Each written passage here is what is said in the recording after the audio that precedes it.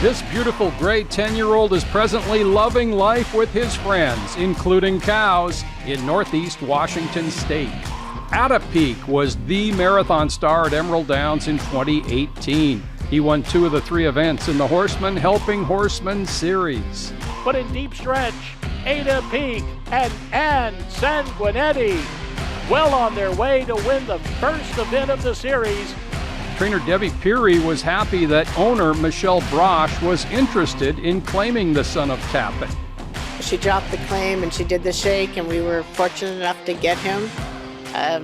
We were pretty excited because it was a marathon series, so it was a fun little series anyways. His name stands for atypical, so he was an atypical kind of guy. I groomed him, I always took care of him, and Luis Ruiz, who owned part of him also of Little Barn Racing, he galloped him. And he really helped turn him around. Atypique's first start for Brosh, Ruiz, and Peary was in the marathon finale at 1.5 miles. But 200 yards away, Atypique and Julian Couton out front by 4, and Atypique is going on to win the distance series. A quick return and a happy group. Jockeys Kassie Guglielmino and Jake Samuels are a couple with property in Northeast Washington. Guglielmino first rode Atypique in Portland's top race. And when I first rode him in the Portland Mile, I came up to ride him, and I had never been on him before, and I think Debbie told me, what he's like, and then she said, "Don't worry, he'll like you." And off we went. Horse and rider had an immediate connection with a huge effort at 42-1 in that Portland Mile.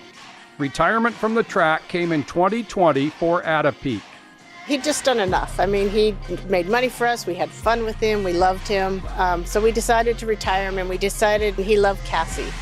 And so when we molded over with Michelle and Luis. We live up in eastern Washington, close to where I grew up on a cattle ranch. So we've been moving cows with him and trail riding and just kind of spending some time in the country. And he loves it. He does great. He's a go-getter, and he cruises right along and seems to enjoy what he's doing. Now he's got a great life.